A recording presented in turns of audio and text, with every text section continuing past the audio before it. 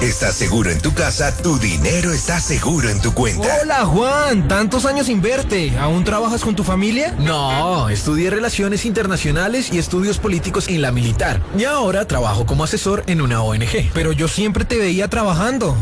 Pues es que estudié a distancia. Es muy cómodo, manejas tus propios horarios, es más barato y mientras lo hice pude seguir trabajando. Además, la Militar también ofrece administración, contabilidad. Estudia a distancia en la Universidad Militar. Inscripciones abiertas. www.umng.edu.co. Desde la Universidad Militar Nueva Granada, en Bogotá, Colombia, transmite UMNG Radio. UMNG Radio. Una emisora alternativa, cultural e independiente. Desde la Universidad Militar Nueva Granada. Esta es UMNG Radio.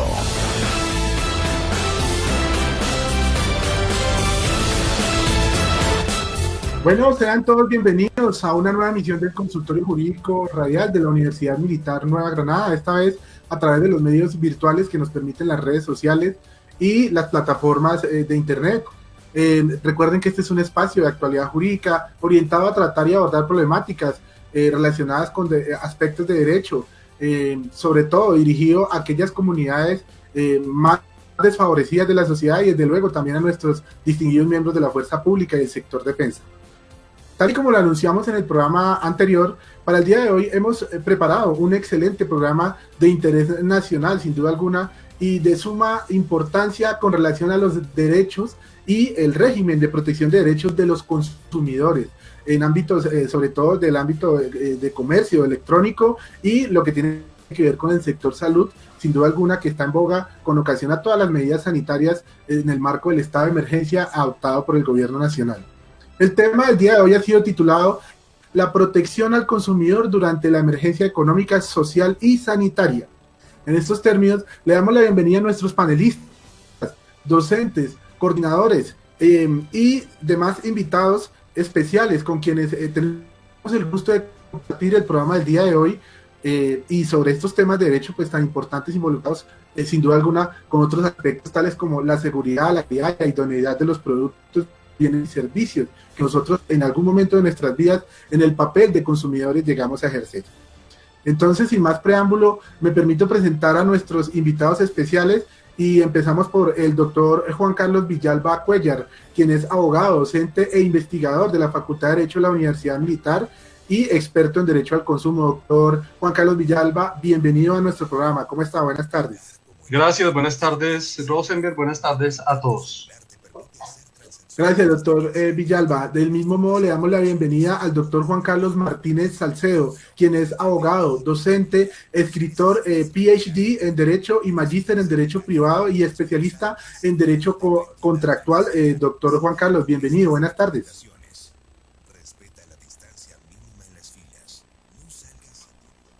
Doctor Juan Carlos, no le escuchamos. Bueno. Mientras retomamos la comunicación, bueno, seguimos presentando a nuestros invitados. Doctor Paul Alejandro Méndez, también médico internista y reumatólogo, docente, jefe de reumatología de la Fundación Santa Fe. Bienvenido, doctor Paul, ¿cómo ha estado? Buenas tardes, Rosenberg, y buenas tardes a todos los oyentes y a mis colegas. Muy bien, muchas gracias. Gracias, doctor, muy gentil. Bueno, igualmente le damos la bienvenida a nuestros coordinadores, miembros adscritos al consultorio jurídico de la Universidad Militar, doctor Gonzalo Molano. ¿Cómo está? Buenas tardes. Rosenberg, compañeros, buenas tardes. Muy bien, gracias a Dios. Aquí esperando con ansias tratar este tema tan interesante. Gracias, doctor. Doctor Gilibert Pacheco, también bienvenido. ¿Cómo está? Muy buenas tardes, gracias por la bienvenida. Muy contento de estar aquí con ustedes el día de hoy. Muchas gracias, doctor Gilibert. También como parte de los objetivos y los procedimientos que corresponden al consultorio jurídico de la Universidad Militar, le damos el espacio, sin duda alguna, a nuestros estudiantes en este espacio radial y le damos también la bienvenida a Carlos Fabián Hoyos, estudiante de último semestre de Derecho de la Universidad Militar. Bienvenido, Carlos. Buenas tardes, doctor Rosenberg, y a toda la mesa de trabajo un saludo especial. Esperamos desarrollar y que esté a gusto nuestros oyentes con el programa del día de hoy. Muchas gracias a todos. Doctor Juan Carlos Martínez, no sé si ya recuperamos el audio. Doctor Juan Carlos, ¿me escucha? Doctor Rosenberg, muy buenos días, muchas gracias por la invitación. Un saludo a todos los panelistas. Una precisión, no soy doctor todavía, próximamente. Bueno, esa es la idea. De pronto es la costumbre, ¿no? Digamos, existe en Colombia la costumbre de llamar a los abogados y a los médicos doctores, pero con el mayor respeto y el mayor cariño, sin duda alguna. Sean todos bienvenidos a este programa. Entonces, también sin duda alguna le damos la bienvenida a toda nuestra amable audiencia, a nuestros seguidores, a nuestros usuarios, a nuestros oyentes que también nos acompañan todos los martes desde la 1 de la tarde a través de las redes sociales y todos los medios y plataformas disponibles de internet. Y bueno, les recuerdo que pueden escribirnos todos ustedes a través de la página UMNG Radio de la Universidad Militar. También es importante mencionar que está disponible el correo electrónico consultoriojurídico.virtual@unimilitar.edu.co, y a través de Twitter nos pueden escribir a la cuenta Tu Consultorio Jurídico Radial, bajo el nombre @radial_piso tú. Nos pueden escribir sus inquietudes, nos pueden enviar sus casos. Nosotros tenemos los profesionales, los estudiantes y los espacios necesarios para atender todas sus inquietudes relacionadas con diferentes temáticas de derecho, y bueno, el día de hoy con relación a los derechos del consumidor. Les recordamos que durante la emisión estaremos sin duda alguna también pendientes de las inquietudes y comentarios que nos hagan, y pues sin más preámbulo le damos inicio entonces al desarrollo del programa que tenemos preparado sobre los derechos del consumidor y en el marco del estado de emergencia. Comencemos con la primera pregunta, que ha sido escogida también por los sondeos que hemos hecho al interior del consultorio jurídico y por todos nuestros usuarios sobre el tema en particular. Doctor Villalba, ¿quiénes son los destinatarios del Estatuto al Consumidor y por qué es necesario que exista un régimen legal en Colombia relacionado con la protección de los derechos al consumo? Doctor Villalba, tiene el uso de la palabra. Gracias. Bueno, entonces, ¿quiénes son los destinatarios de las normas de protección al consumidor? En general, todos los ciudadanos. Aquí digamos que habría que repetir la ya tan mentada frase de que pues expresara el presidente Kennedy en 1962, quien dijo que consumidores somos todos. Consumidores somos todos, lo que pasa es que no en todos los actos o contratos que celebramos. Entonces, pero evidentemente una de las formas en que nos desenvolvemos en la vida jurídica es como consumidores, ¿no? Es decir, como todos los días satisfacemos necesidades a través de una serie de contratos que celebramos entonces en la cotidianeidad, allí actuamos como consumidores. Claro, las normas de protección al consumidor van a distinguir muchas veces acerca de la finalidad, por ejemplo, bajo la cobertura del Estatuto del Consumidor, porque pues evidentemente la noción legal de consumidor, no una noción genérica, sino una noción legal de consumidor, abarca a las personas pues que como destinatarios finales pues celebren contratos para satisfacer necesidades propias, privadas, familiares o domésticas. Es decir, consumidor seré cuando compro todo lo que va destinado a mi casa para la satisfacción de mis necesidades cotidianas, pero no aquello que esté directamente vinculado con actividades comerciales, ¿no? Eso ya tendría otro régimen, pero pues en general las normas del estatuto cobijan todas esas compras que hacemos con los comerciantes en el día a día, ¿de acuerdo? Lo que llamamos jurídicamente las relaciones de consumo. Perfecto. Saludamos a esta hora a Luz Acosta Guerra, quien nos escribe: buenas tardes, muchas gracias por estos espacios, es para nosotros los ciudadanos que somos consumidores. También nos escribe el doctor Fernando García Reina, dice: qué buenos espacios académicos y profesionales los que está promoviendo nuestra casa de estudios. Sin duda alguna es muestra de que nuestros seguidores y usuarios hacen uso de las redes sociales para enviarnos sus comentarios. Frente a lo que nos comentaba doctor Villalba, Entonces, digamos, en ese marco o en ese espectro tan amplio que hay de destinatarios de este régimen, a propósito, que está contenido en la Ley 1480 del 2011, ¿cuáles son esos bienes y servicios que además se encuentran regulados en este estatuto, doctor Villalba? Pues en general todos aquellos que se encuentran dentro del comercio, ¿no?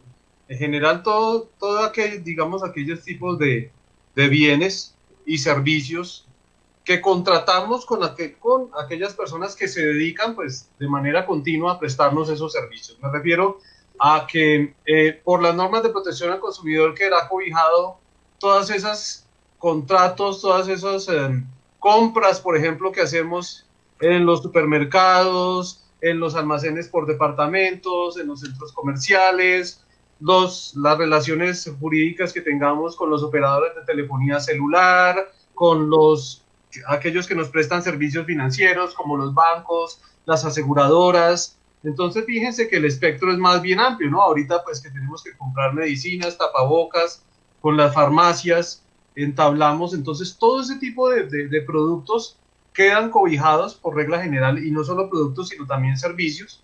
En ese orden de ideas pues quedan cobijados, ¿no? Para el estatuto, producto es un bien o un servicio, el estatuto de protección al consumidor. Entonces, el espectro es amplio de bienes y de servicios.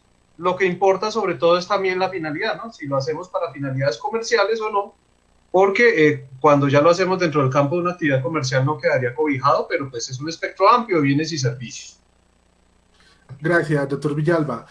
Doctor Juan Carlos, ¿alguna opinión al respecto? ¿Qué podemos decir, por ejemplo, frente a los usuarios del sector salud? ¿Ellos también podrían estar cobijados en algún sentido frente al Estatuto del Consumidor? ¿Qué opinión considera usted frente a ese aspecto, doctor Juan Carlos? Bueno, muchas gracias por la pregunta. Yo estoy de acuerdo, para empezar, con lo que plantea el profesor Juan Carlos Villalba. Yo creo que el punto de partida en el derecho al consumo ha de ser la razón que nos lleva a consumir, a adquirir un producto, un bien o servicio para satisfacer una necesidad. Y en esa medida, yo creo que tenemos que preguntarnos desde los dos extremos del vínculo jurídico a quiénes aplica.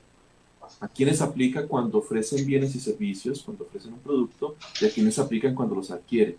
Entonces, yo creo que afortunadamente en Colombia tenemos un estatuto, una ley 1480, que ha sido muy clara en definir que serán destinatarios los consumidores que van a la relación de consumo a adquirir un bien o servicio para satisfacer esa necesidad, pero también serán destinatarios las personas que acuden al mercado para ofrecer bienes y servicios incorporando algunas obligaciones a su cargo.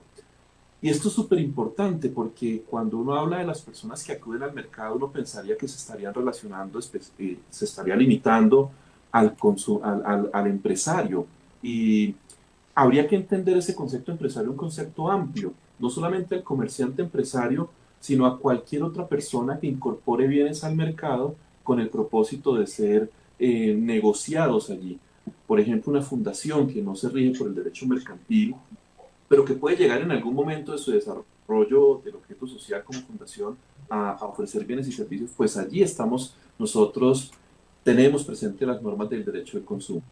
Ahora bien, en el otro escenario, un poco para ayudar lo que plantea el doctor Juan Carlos, somos todos consumidores, pero al punto que nuestra legislación reconoce que esa posibilidad abarca tanto a la persona natural como a la persona jurídica. Es decir, yo, persona física, cuando adquiero mi producto para satisfacer mi necesidad, voy al mercado a comprar la carne para poder hacer el almuerzo o cualquier otro insumo. Ahora hablando de productos de protección para esta época extraordinaria que ha marcado el COVID, pero también, por ejemplo, las empresas, las personas jurídicas lo serán con ocasión de esas necesidades puntuales que pueden llegar a presentar y que se alejan un poco de su actividad económica.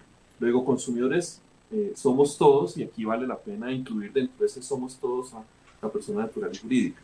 Ahora bien, en torno a la pregunta puntual que plantea el profesor Rosenberg, yo creo que evidentemente allí nosotros tenemos que tener presente que la ley 1480 es una norma especial que va a establecer ciertas obligaciones en cabeza del productor y algunos derechos y obligaciones también en cabeza de ese consumidor, pero que puede llegar a ser desplazada por otras normas mucho más especializadas que van a proteger sectores regulados. En efecto, cuando estamos frente al sistema de salud, pues en términos generales, nuestra norma, nuestra ley 1480, aplicará a ese ámbito, a esa relación negocial que hay allí, con ocasión justamente de proveer un servicio o de generar un servicio, un producto que esté asociado al objeto de esa relación de consumo, incluso en los ámbitos de medicina y prestación de servicios de salud. Gracias, doctor Juan Carlos. Muy importantes sus apreciaciones. Les recordamos también a todos nuestros usuarios, a todos nuestros seguidores, que nos pueden escribir sus consultas y enviar sus inquietudes a la página de Facebook UMNG Radio y a través del correo electrónico consultoriojurídico.virtual@unimilitar.edu.co. Bueno, y seguimos desarrollando el tema del día de hoy sobre la protección de los derechos del consumidor, y sin duda alguna también tenemos que hablar un poco de esos bienes y servicios que son puestos al comercio. ¿En qué condiciones deben estar esos bienes para que puedan ser susceptibles de ser adquiridos por los consumidores, doctor Gonzalo? Sí, gracias. Excelente pregunta. Cuando usted hace referencia a las condiciones en las que deben estar estos bienes y servicios, las condiciones se convierten en unas obligaciones, precisamente obligaciones a cargo de todos los partícipes de la cadena de producción, distribución y comercialización. Es decir, el comerciante, la grande superficie, el mismo productor, tienen una responsabilidad que proviene de esas condiciones. ¿Cuáles? Básicamente, ofrecer productos con calidad, con garantía, con idoneidad, con seguridad, y ofrecer una información puntualmente sobre las características que esos bienes tienen. Pero esas obligaciones que se convierten para el productor comercializador son también, a su vez, de manera simultánea, derechos a favor de los consumidores. Y aquí es importante hacer una precisión al respecto, y es que el derecho del consumidor, a diferencia del derecho comercial en general, siendo obviamente no parte de él, sino una rama específica, digamos, que se dedica a las relaciones económicas de consumo, parte por cambiar ese paradigma de que las partes en un contrato tienen equidad o igualdad de condiciones. No, el derecho del consumo parte por reconocer precisamente que el consumidor se encuentra en un estado de debilidad, en una situación en donde hay un desequilibrio. Y ese desequilibrio principalmente proviene de varias, pues, una de esas condiciones es las asimetrías de la información. ¿Qué es una asimetría de la información? Básicamente que el comerciante, el productor, conoce de primera mano sus productos, conoce y ejerce profesionalmente el comercio, tiene la información absoluta y completa, hasta donde es posible, de los bienes y servicios que pone a disposición del comercio. De allí que tenga una responsabilidad de cumplir con unas condiciones como las que mencionábamos de calidad, seguridad, idoneidad. Pero por su parte, el consumidor que va y acude al comercio a adquirir esos bienes o servicios, desconoce gran parte de esa información. Allí es la asimetría de la información. El comerciante tiene mucha más información que el consumidor. Adicionalmente, de la posición de mercado, del dominio de mercado, evidentemente el consumidor se encuentra en un desequilibrio. No todos los desequilibrios son injustificados, por supuesto, pero pues evidentemente la legislación, en especial el Estatuto del Consumidor, ha identificado desde hace ya bastante tiempo la necesidad de equilibrar esa balanza. ¿Y cómo la equilibra? Imponiendo ciertas obligaciones a cargo de los productores, comercializadores. Entonces, una de las primeras más importantes, por supuesto, es la calidad, que el producto cumpla con las especificaciones, la idoneidad, que el producto sirva precisamente para el fin que persigue, para el cual fue creado. Si yo adquiero algo, yo espero que cumpla y satisfaga de manera óptima las necesidades que quise satisfacer. Y adicionalmente yo como consumidor esperaría que ese bien dure al menos un tiempo razonable, que no entre en obsolescencia muy pronto. Entonces, allí también otra de esas condiciones particulares es la garantía, siendo la garantía una obligación temporal, ¿cierto?, a cargo del productor, de la cadena de consumo en general, esa cadena de distribución que tiene la obligación de garantizar por un espacio de tiempo que el producto cumpla con la idoneidad y la calidad. Y en caso de que eso no suceda, pues que el consumidor pueda ir y reclamar.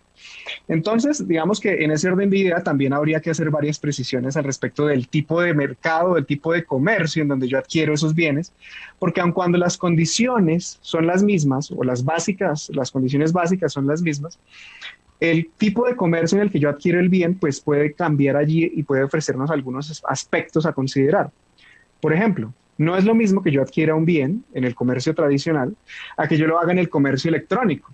Y el comercio electrónico hoy en Colombia, desde ya hace varios años, ha venido en crecimiento, pero se supondría o uno esperaría que en Colombia, dada la circunstancia de aislamiento, pues el comercio electrónico se preste como la principal herramienta para el consumo.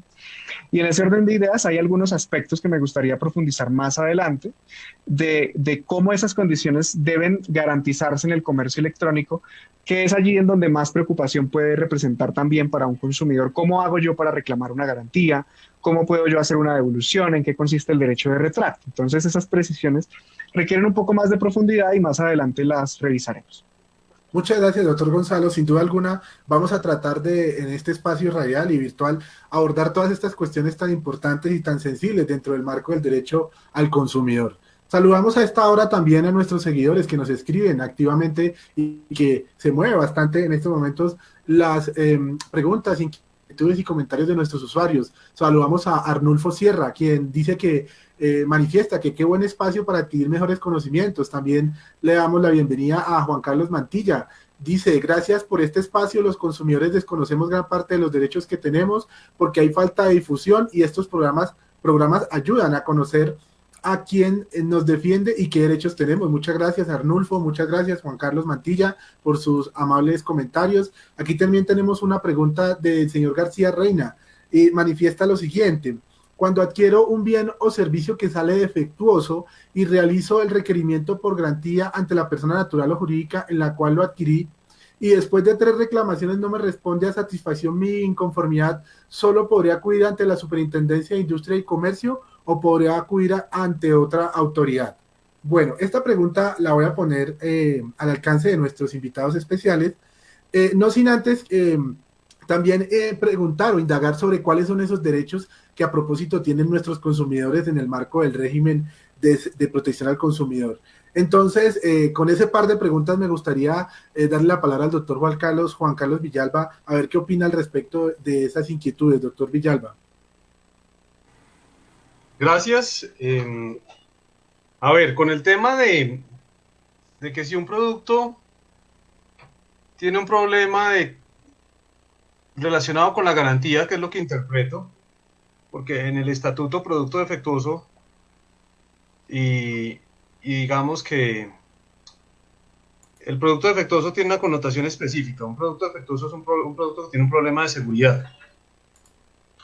Pero lo que interpreto de la pregunta entonces que nos plantean es, si voy y reclamo porque el producto no sirve normalmente para lo que sirve, para lo que debería servir, el producto falla en su funcionamiento, y ya digamos que he reclamado 3 veces, habría que mirar varias cosas, ¿no? Lo primero que hay que retener es que en materia de protección al consumidor, la instancia de reclamación ante la empresa es obligatoria. Entonces, reclamación en sede de empresa es un requisito de procedibilidad, ¿no? Entonces, primero, reclamar ante la empresa. Si mi producto falla y reclamo, ellos normalmente ¿qué tienen que hacer? Reparar el producto si el producto es reparable. Si el producto no es reparable o ya se reparó y falla por lo mismo, dependiendo la naturaleza del defecto, dice el Estatuto de Protección al Consumidor colombiano, habría lugar al cambio o la devolución del dinero, al cambio del producto por uno igual o de similares características técnicas o tecnológicas, o la devolución del dinero pagado por el consumidor por el producto. Pero atendiendo digamos que la naturaleza del defecto. Es decir, el defecto debe ser suficiente para que proceda, digamos que el cambio o la devolución. Ese es un aspecto en que personalmente yo soy crítico, pero pues que hay que contextualizar de todos modos, ¿no? Yo no puedo pedir que me cambien un Mercedes-Benz la tercera vez que se le funde una farola. porque pues sería ilógico que me vayan a cambiar el vehículo por esa razón, ¿cierto? La naturaleza del defecto no admite que me devuelvan el dinero, pues dirían, venga, tráigalo otra vez, traiga el Mercedes y le reparo la farola, ¿cierto? Entonces, pero si el defecto ya tiene una magnitud tal que amerita, por ejemplo, el cambio del vehículo, pues entonces ya se puede pedir el cambio de la devolución del dinero. En otros temas, pues es más sencillo, porque si se afecta el funcionamiento del bien directamente en general, pues lo que procede es cambio o devolución del dinero, ¿de acuerdo? Entonces, agotar ante la empresa y la empresa tiene que reparar. Si es reparable, es lo primero que tiene que hacer. La gente suele ir a pedir que le cambien el dinero o le cambien el producto o le devuelvan el dinero, y no es así. El estatuto no establece esa obligación primero, y luego ya es, en última instancia, devolución del dinero o cambio. Primero reparación, ¿de acuerdo? Entonces, agotando debidamente la sede de la empresa y teniendo en cuenta la magnitud del defecto, es lo que dice el estatuto. Frente a la segunda pregunta, que es más bien genérica y que establece el profesor Rosenberg, ¿cierto? ¿A qué es a lo que tienen derecho los consumidores según las normas de protección al consumidor, ¿cierto? Esa es la pregunta. ¿Sí? Sí, señor. Ok, pues bueno, digámoslo genéricamente y para no extendernos tanto, que el estatuto tiene una serie, digamos, de obligaciones, pero también de derechos de los consumidores. Entonces, más bien, miremos cuáles son esos derechos a los que tienen los consumidores, y uno puede decir, primero, a ser informado, a que le den buena información, clara, completa, precisa, idónea. Entonces, a recibir información, a ser debidamente informado acerca de los productos y servicios que va a adquirir en el mercado. A recibir productos de calidad, haciendo entonces allí el enlace con lo que decía el profesor Gonzalo, el doctor Gonzalo. Entonces, a recibir productos de calidad, ¿no? Entonces, un producto de calidad normalmente, pues en general se entendería pues que normalmente sea conforme a lo que se anunció o a lo que normalmente cumple ese tipo de productos en el mercado. El derecho a productos seguros, eso es importante, ¿no? Es decir, necesitamos productos que tengan calidad y que sean idóneos además, pero también productos seguros. Hay un principio que es el principio de la inocuidad, es decir, todo producto que se pone en el mercado debe ser inocuo, es decir, no debe atentar contra la razonable pues, seguridad a la que tienen derecho los consumidores, ¿de acuerdo? Entonces, en ese orden de ideas, productos seguros deben circular en el mercado. Tienen derecho o tenemos derecho como consumidores a productos seguros. El derecho a reclamar, a acudir ante la empresa, evidentemente, que es el primer canal, y ante las autoridades, ya sea la Superintendencia de Industria y Comercio, que es la máxima autoridad de protección al consumidor, o ya en sectores específicos, si es en telefonía, bueno, en telefonía es la Superintendencia, si es en servicios financieros será la Superintendencia Financiera, si es en temas de transporte es la Supertransporte. Entonces, a reclamar, ¿de acuerdo? A ser protegidos contractualmente contra el abuso contractual. Es decir, que no se le impongan cláusulas abusivas, que no se le dé letra menuda, es decir, una serie de obligaciones que están a lo largo del estatuto en sus mecanismos de intervención contractual. A ser representados por ligas y asociaciones de consumidores, a participar en medios de comunicación, a ser educados, a la educación para el consumo. Entonces esto es importante, a que tenga constante información de una educación para un consumo responsable, un consumo sostenible, pero también un consumo, digamos, debidamente informado desde el punto de vista legal también. El derecho a ser tratados en igualdad de condiciones, a no ser discriminados en la venta de bienes o servicios en el mercado. Entonces, fíjense que hay unos derechos que tienen los consumidores genéricamente que se manifiestan en una serie de normas que tienen las normas del Estatuto de Protección al Consumidor, ¿no? Control de publicidad engañosa, control de cláusulas abusivas, intervención en los contratos, responsabilidad por productos defectuosos. Entonces, fíjense que hay una serie de derechos a los que tienen los consumidores genéricamente en comercio electrónico, como lo decían ustedes en este momento, con mayor razón que estamos teniendo que acudir masivamente al comercio electrónico. También esos mismos derechos se deben expresar, y es más, acentuados, porque el consumidor es más débil en comercio electrónico. Muchas gracias, doctor Villalba. Importantísima esa intervención en torno a ese principio de la inocuidad y el derecho de reclamación de nuestros usuarios. Vamos a continuar con el tema del consumidor dentro del contexto de los servicios de medios electrónicos y medios virtuales, y le voy a trasladar también después de esta pausa la pregunta al doctor Juan Carlos Martínez en relación con el tema de los consumidores electrónicos. Les recordamos a todos nuestros usuarios que este es el consultorio jurídico radial de la Universidad Militar Nueva Granada.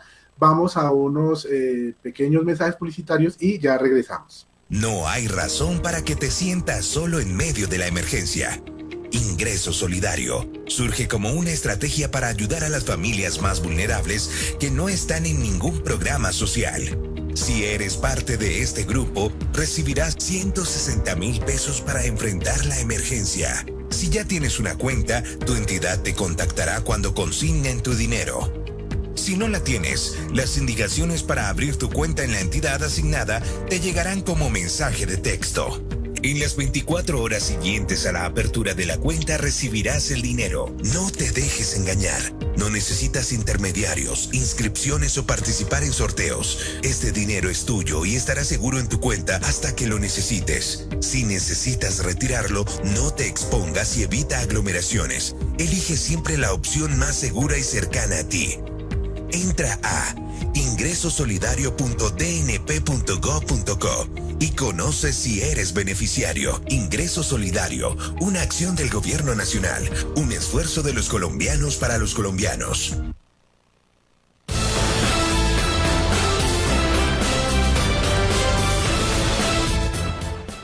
Bueno, estamos de regreso a este segundo bloque del programa del Consultorio Jurídico Radial de la Universidad Militar Nueva Granada, con un tema sumamente interesante relacionado con la protección al consumidor durante la emergencia económica, social y sanitaria. Les recordamos a todos nuestros usuarios y seguidores que nos pueden enviar sus preguntas, sus casos o cualquier otra inquietud de naturaleza jurídica, de problemáticas de derecho, a la cuenta consultoriojurídico.virtual@unimilitar.edu.co. También nos pueden seguir a través de la cuenta de Twitter, tu consultorio jurídico radial, la cuenta @radial piso tú, o seguirnos a través de la página UMNG Radio de Facebook. Les recordamos también a nuestros oyentes, usuarios y seguidores, que las inscripciones para los programas de pregrado presencial, virtual y a distancia de la Universidad Militar Nueva Granada han sido ampliadas sus fechas hasta el 12 de junio, los cuales pues están disponibles a través de los medios virtuales para realizar las correspondientes inscripciones a todos los interesados y aspirantes de nuestra oferta académica. Bueno, también saludamos a esta hora, tenemos cualquier cantidad de comentarios, seguidores y oyentes. Bueno, realmente es un número considerablemente alto. También saludamos a nuestros amigos en Chile, España, en el Perú y en Estados Unidos, que también nos siguen a esta hora en nuestro programa del Consultorio Jurídico Radial. Saludamos también de manera especial a nuestra decana, la doctora Margarita Martínez, quien nos acompaña a través de las redes sociales con nuestro programa del día de hoy. Vamos a darle paso a el tema relacionado con la protección de los derechos al consumidor en el marco del servicio de medios electrónicos, y me gustaría también en ese espacio introducir la pregunta de uno de nuestros usuarios, de uno de nuestros seguidores. Javi Fernández dice: doctores, buenas tardes. ¿Cómo se hace eficaz el estatuto del consumidor en temas electrónicos con plataformas digitales que se encuentran fuera del territorio nacional, ya que la legislación colombiana no tiene fuerza vinculante en otros territorios soberanos? Muy, muy pertinente y muy importante la pregunta de Javi. Yo pues le pongo en conocimiento y les traslado esta pregunta a nuestros especialistas. Doctor Juan Carlos Martínez, ¿qué opinión tiene al respecto de la pregunta de nuestro seguidor? Muchas gracias. Bueno, pues muchas gracias por la pregunta. Realmente me han tocado dos preguntas muy interesantes y básicamente yo creo que aquí hay que tener presente algo. El Estatuto del Consumidor no es un catálogo de derechos exclusivos para el consumidor y cargas exclusivas para el proveedor de servicios y productos. sino que como buscas equilibrar una relación que es desequilibrada por naturaleza, entonces se impone a ese consumidor, y seguramente el profesor Villalba estará de acuerdo conmigo cuando digo, le otorga un catálogo de derechos extensísimo, más de 14, 15 derechos, y hay una protección especial, pero también le asigna unos deberes a ese consumidor. Yo creo que el principal deber, y además es de la esencia misma del sistema en el que funciona el derecho al consumo, es, así como yo tengo el derecho a recibir una información completa, oportuna, suficiente, veraz, comprensible, pues para mí surge entonces como consumidor el deber de informarme, de utilizar esa información al punto que yo tengo derecho a exigir de ese proveedor, productor, que se me entregue información adicional del producto cuando yo lo considere necesario como consumidor. ¿Y esto por qué lo menciono aquí? Porque cuando estamos en un escenario de comercio electrónico, el consumidor debe tener muy presente a quién le está comprando los productos y en qué entorno. Miren que la Superintendencia de Industria y Comercio ha virado un poco en este caso. La Superintendencia ha pasado de hablar de un consumidor medio para asumir un rol de un consumidor racional.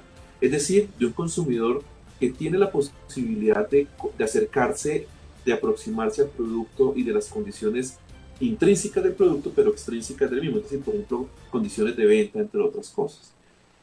Y esto nos va a poner en una situación entonces que yo como consumidor tendría que verificar también con quién estoy realizando, dentro de ese principio de confianza legítima, esa transacción electrónica que mediará por allí.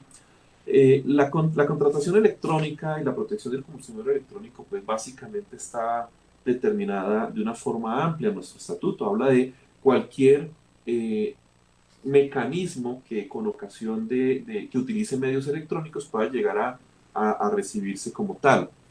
Y esa venta de productos mediante el comercio electrónico se debe también pensar un poco, porque además entran a complementarse con las ventas no tradicionales y a distancia, de otros mecanismos que no suelen utilizarse de manera adecuada, de manera frecuente, pero que son los que hoy nos están invadiendo. Hoy todos tenemos un móvil, hoy todos tenemos un celular, y por allí hacemos, en estas épocas de cuarentena, pues Rappi y las aplicaciones de domicilio se han hecho muy buenas amigas. Pero Carulla, por ejemplo, le podemos pedir el mercado y tal, y seguramente respecto de ellas, dentro de esos proveedores de productos, vamos a encontrar pues unas cargas que el hecho de que ofrezcan sus productos en Internet electrónicamente mejor, pues le van a establecer, deber de establecer, por ejemplo, las condiciones que van a rodear esa venta, deber de definir muy bien quién es el oferente, cómo se identifica, cuál es su NID, dónde está ubicado, todo lo demás.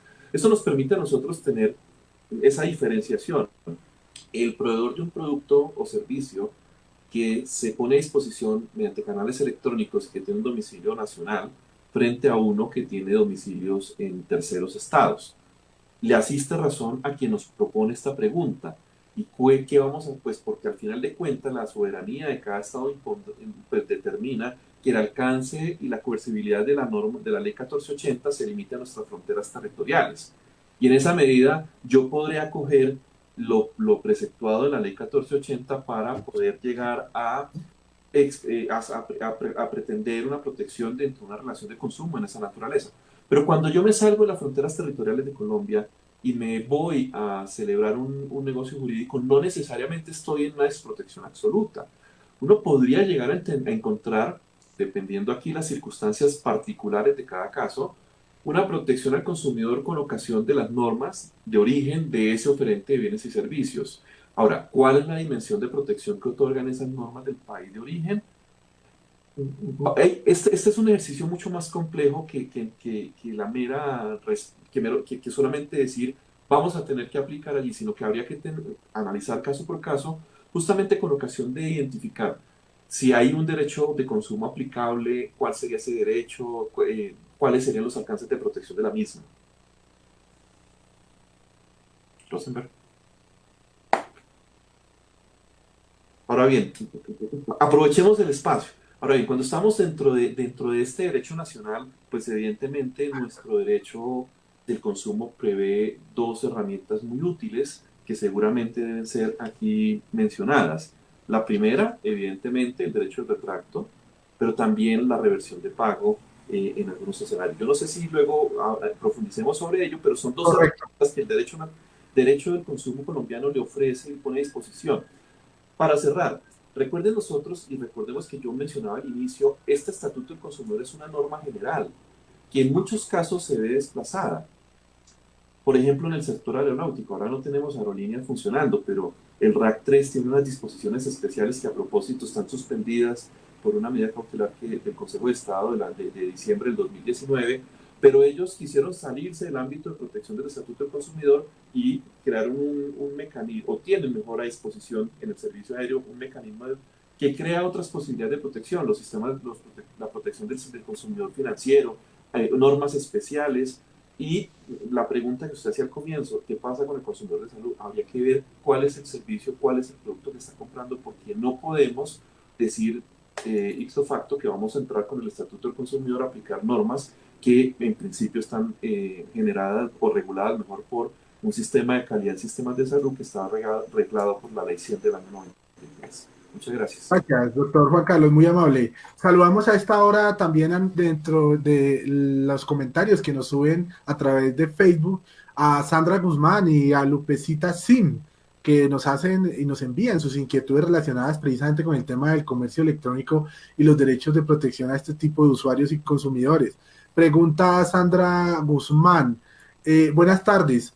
¿Qué pasa cuando me ofrecen una fecha o plazo de entrega de un producto comprado por internet, pero no llega dentro del plazo o la fecha establecida? Doctor Villalba, ¿qué opina de la pregunta de nuestra usuaria? ¿Es posible que se pueda hacer valer algún mecanismo legal o qué derechos en este caso con respecto a lo que usted mencionaba frente al derecho de reclamación? ¿Cómo funciona ese derecho? Y de qué manera nuestros consumidores o nosotros que nos veamos en una situación de esas podemos hacer valer nuestro derecho a la entrega oportuna, efectiva, inmediata de un producto adquirido a través de comercio electrónico. Bueno, perfecto. Cuando compro a través de medio electrónico y el producto no llega, cuestión que además está ocurriendo sistemáticamente en este momento en Colombia. ¿Y a la madre? ¿Señor? El Día de la Madre. El Día de la Madre, sí. El Día de la Madre, y bueno, y en general, ahí está esa problemática. Se activan unos derechos para el consumidor. El básico, pues, sería el derecho de retracto.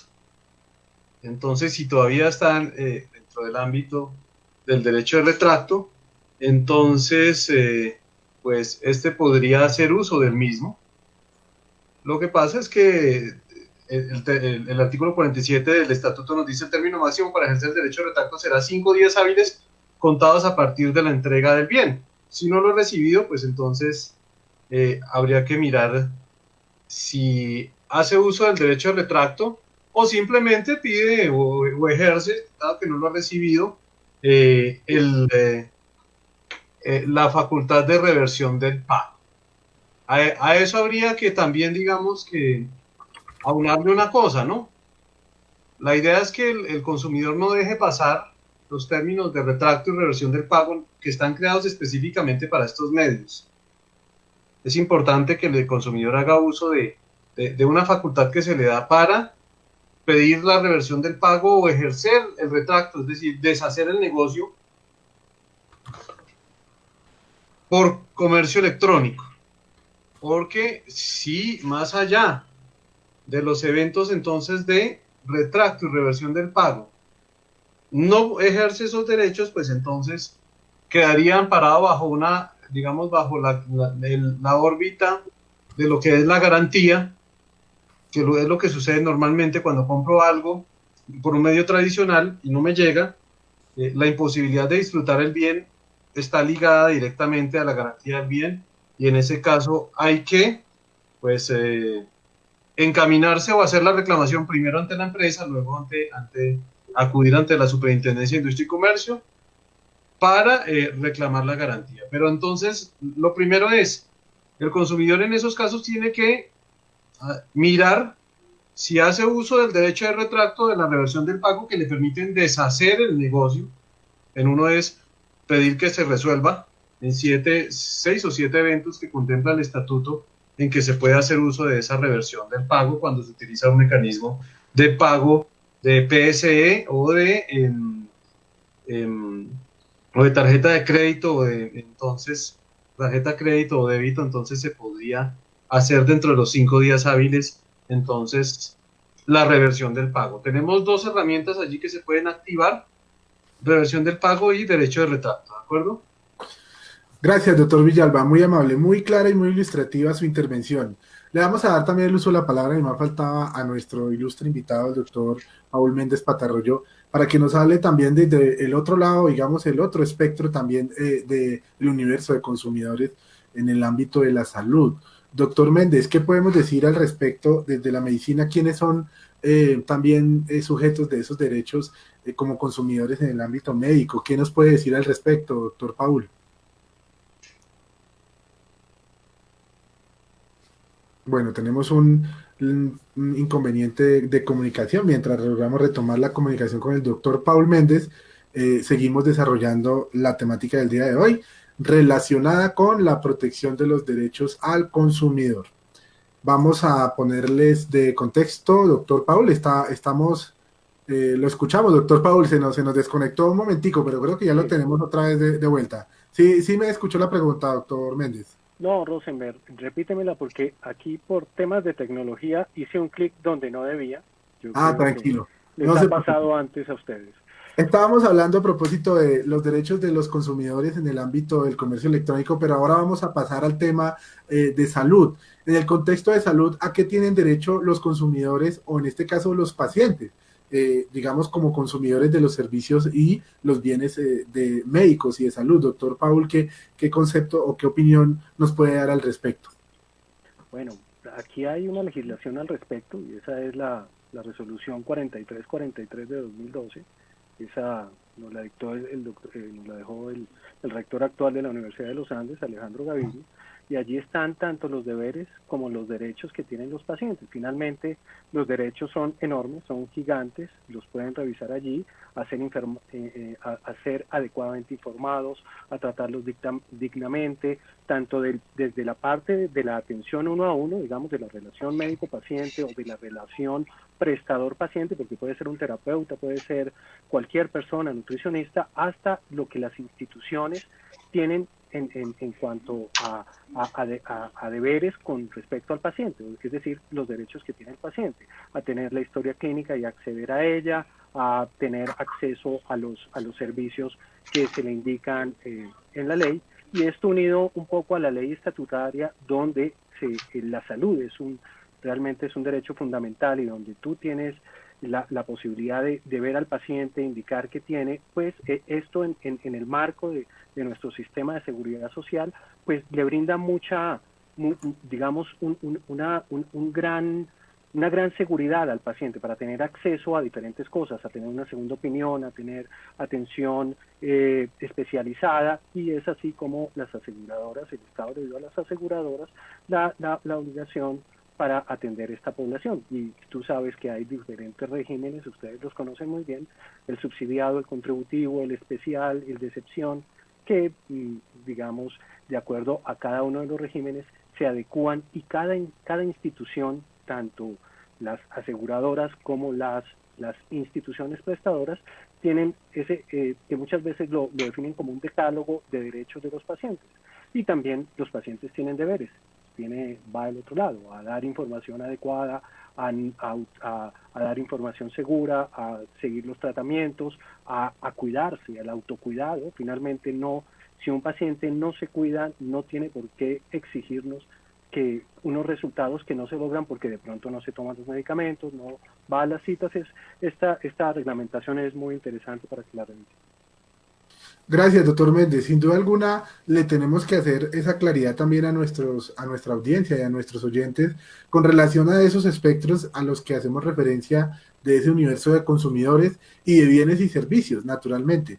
porque mientras en el comercio electrónico hacemos referencia un poco a los bienes y servicios que se obtienen a través de los medios virtuales, a través de las páginas de internet, como nos explicaba de pronto el doctor Villalba y el doctor Juan Carlos, en el ámbito médico, en el ámbito y en el contexto de la salud, hablamos de bienes y servicios relacionados con dispositivos médicos o con medicamentos. Vamos a ampliar ese tema en el siguiente bloque. Vamos, mientras tanto, a una pequeña pausa. Les recordamos que este es el consultorio jurídico virtual de la Universidad Militar Nueva Granada y regresamos entonces con el tema del día de hoy sobre la protección de los derechos al consumidor. Ya regresamos. Recibirás el apoyo, tengas o no una cuenta en el sistema financiero. Aquí te explicamos cómo recibir el beneficio. Primero, con tu número de cédula, revisa en ingresosolidario.dnp.gov.co si eres o no beneficiario. Segundo, si ya tienes una cuenta, serás notificado por la entidad financiera a través de mensaje de texto cuando recibas el dinero en ella. Tercero, si no tienes una cuenta, recibirás un mensaje de texto con indicaciones de la entidad financiera encargada de entregarte el dinero para abrirla. En las 24 horas siguientes a la apertura de la cuenta recibirás el dinero. Si tienes un celular básico, podrás abrirla y manejarla sin necesidad de tener datos. Si tienes un celular inteligente, baja la aplicación de tu entidad financiera desde la tienda de descargas del celular. Así como tú estás seguro en tu casa, tu dinero está seguro en tu cuenta. Hola Juan, tantos años sin verte. ¿Aún trabajas con tu familia? No, estudié Relaciones Internacionales y Estudios Políticos en la Militar. Y ahora trabajo como asesor en una ONG. Pero yo siempre te veía trabajando. Ah, pues es que estudié a distancia. Es muy cómodo, manejas tus propios horarios, es más barato y mientras lo hice pude seguir trabajando. Además, la Militar también ofrece administración, contaduría. Estudia a distancia en la Universidad Militar. Inscripciones abiertas. www.umng.edu.co.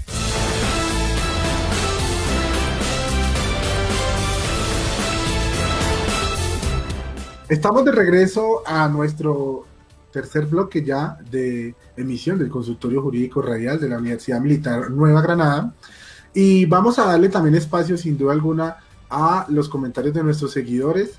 Saludamos también a nuestro director del consultorio jurídico, al doctor Giancarlo Mejía, que como siempre nos está entusiasmando y empujando a hacer cada vez este programa más grande, más excelente. Bueno, vamos también a darle la oportunidad a Natalia Romero, quien nos pregunta: doctor, ¿puede por favor repetir el número de la resolución? Creo que esta pregunta va para el doctor Méndez. Me imagino yo que en relación con la resolución de los derechos a los usuarios del sector salud. Doctor Méndez, ¿a qué resolución le podemos hacer informarle a la usuaria? Es la resolución 4343 de 2012, del 19 de diciembre de 2012. 4343 del 2012. Muchas gracias, doctor Méndez. Ahí para Natalia Romero, quien nos escribe a esta hora. Bueno, hay muchos temas. Sin duda alguna quisiéramos poder darle la continuidad y la profundidad que requieren y el espacio, pero pues el tiempo desafortunadamente en estos espacios radiales es un poco limitado. Doctor Gilibert, ¿qué sucede cuando un producto ha sido adquirido por un consumidor y este contiene o padece algún defecto o alguna anomalía en su fabricación? Doctor Gilibert, ¿qué opina usted al respecto de eso?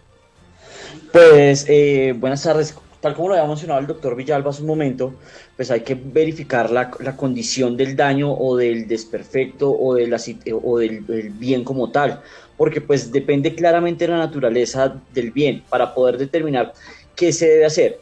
El proceso común y corriente o el proceso inicial es siempre requerir a la empresa o al quien está suministrando el producto para que éste se haga cargo del cumplimiento de la respectiva garantía siempre y cuando se encuentre dentro del término de garantía. Es lo primero que se debe hacer. Siempre se va a agotar esa primera instancia, como lo había señalado el doctor Villalba.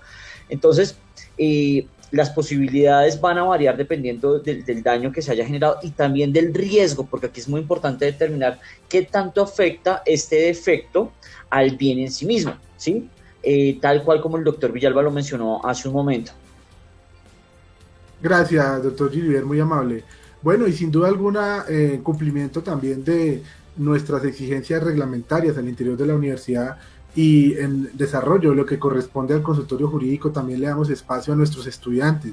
y le vamos a dar el uso de la palabra, ni más faltaba, a Carlos Fabián Hoyos Acosta, quien nos hizo también, o nos va a reiterar un poco cuáles son esos bienes y servicios que se encuentran regulados, y bueno, también un poco lo que corresponde al reglamento internacional de clasificación de bienes y servicios, como para contextualizar aún más el marco de referencia del régimen de los derechos al consumidor. Carlos, bienvenido, por favor, te escuchamos. Gracias, doctor. Mi aporte va a ser sobre la clasificación de NISA, que la clasificación de NISA es un sistema internacional que agrupó los productos y servicios en categorías afines para efectos de registrar las marcas. Este instrumento fue establecido en el arreglo de NISA. Eso fue un tratado multilateral administrado por la OMPI y firmado en 1957. Actualmente son parte de ese arreglo 84 países. La primera pregunta, ¿Colombia hace parte de ese arreglo? La respuesta es no. Pero a pesar de que no sea parte del arreglo, Colombia con otros 66 estados han optado por tomar la clasificación de NISA para los productos y servicios. ¿Y por qué lo ha optado? Pues con el fin de que 150 países tengan la misma clasificación en cuanto a esos productos y servicios a nivel internacional. ¿Qué genera esto? Pues esto convierte a Colombia en uno de los países mayor avanzados a nivel mundial en materia de protección al consumidor con estos países que anteriormente mencioné. Por ejemplo, en nuestra parte de nuestros vecinos países, podemos tomar en cuenta que Venezuela no ha tomado esta clasificación de NISA, y Colombia, Perú, Panamá, Brasil, Ecuador, sí están reglados por esta clasificación de NISA. La clasificación de NISA actualmente está en su 10ª edición, y Colombia desde el 1 de enero del 2017, pues todos los trámites y solicitudes de signos distintivos se ajustan a esta 11ª edición en cuanto a los productos y servicios.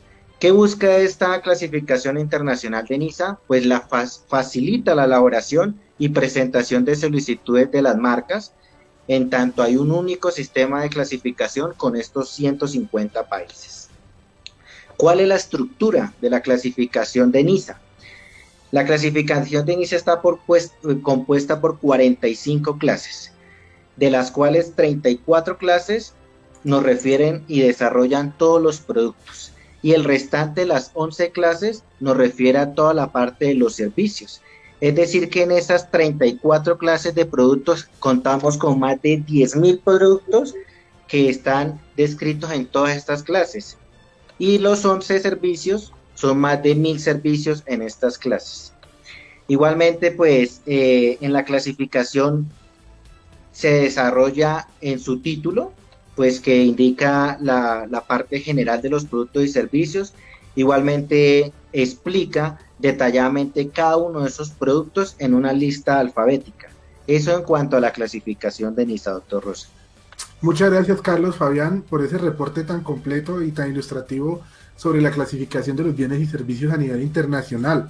Recordemos que la Superintendencia de Industria y Comercio, en lo que corresponde a los trámites de registros marcarios, acude a estos instrumentos sobre la información que debe estar contenida al momento de registrarse una marca para efectos de estar protegida como patente y frente al uso del logo y lo que corresponde al símbolo que representa un producto o un servicio en el comercio. Bueno, seguimos entonces con nuestro programa y pues tenemos muchas preguntas de nuestros usuarios a esta hora. Voy a darle espacio a los comentarios e inquietudes que nos envían a esta hora. Por ejemplo, Lupecita Sim sobre comercio electrónico. Otra vez dice: pagué a través de Rappi. Ellos se excusan diciendo que es a través de DaviPlata y no pueden identificar la transacción, sino que lo dice desde mi celular. Así uno y otro se excusan y perdí $500,000 pesos. ¿Qué puedo hacer? Alguien de pronto de nuestros invitados y panelistas que nos quiere ayudar a darle respuesta a la pregunta de nuestra usuaria, doctor Villalba. Doctor Giniver, por favor, qué pena. Doctor Rosenberg, frente a ese tema es muy puntual, es muy importante dar el contexto del comercio electrónico. Todas de que aquí hemos tocado el tema de varias formas, pero es muy importante frente a lo que mencionaban varias anteriormente, frente a los derechos y deberes que existen en el comercio electrónico. Y no solamente en el comercio electrónico, sino también para el consumidor. Aquí hay que tener importante, es fundamental y es muy importante que se sepa las formas de cómo va a operar el negocio. Es decir, es obligación para quien va a suministrar el bien o va a prestar el servicio que se determine de forma clara, es decir, que diga quién es el proveedor, que señale todos los elementos relacionados para poder el consumidor determinar si esa es la persona idónea con quien debe recibir el servicio. Adicionalmente, señale de forma clara todo lo relacionado con el negocio. ¿Por qué?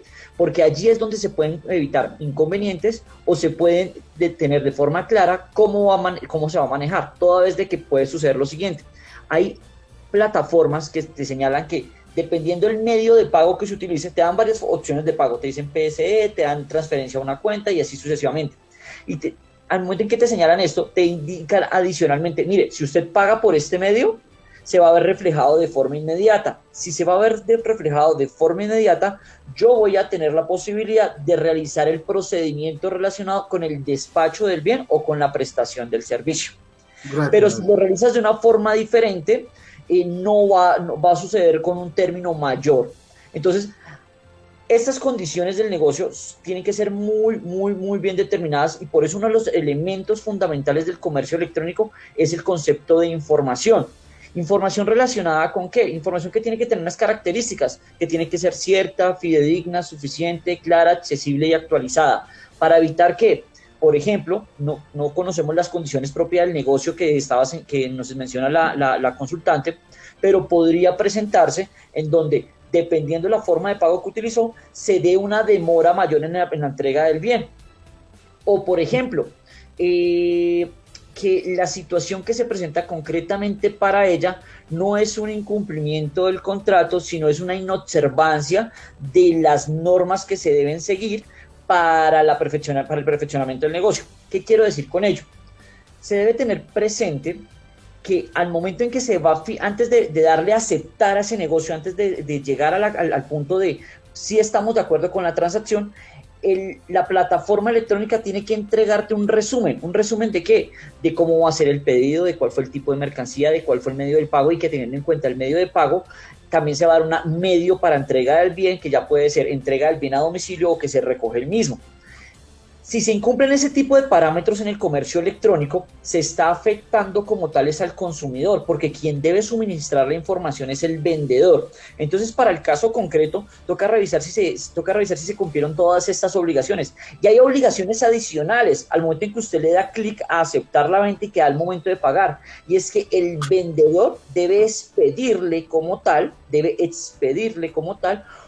una tirilla informativa de en qué consistió la transacción económica y cuáles son los datos de comunicación, ubicación y demás. Esto va a ser muy importante ¿para qué? Para futuras reclamaciones. Adicionalmente, en el comercio electrónico y sobre todo cuando uno hace consignaciones o dependiendo de la plataforma que utilice, te arroja un número. Entonces voy a poner un ejemplo. Cuando tú haces transacciones por PSE, te señalan un número que se denomina el CUS, ¿sí?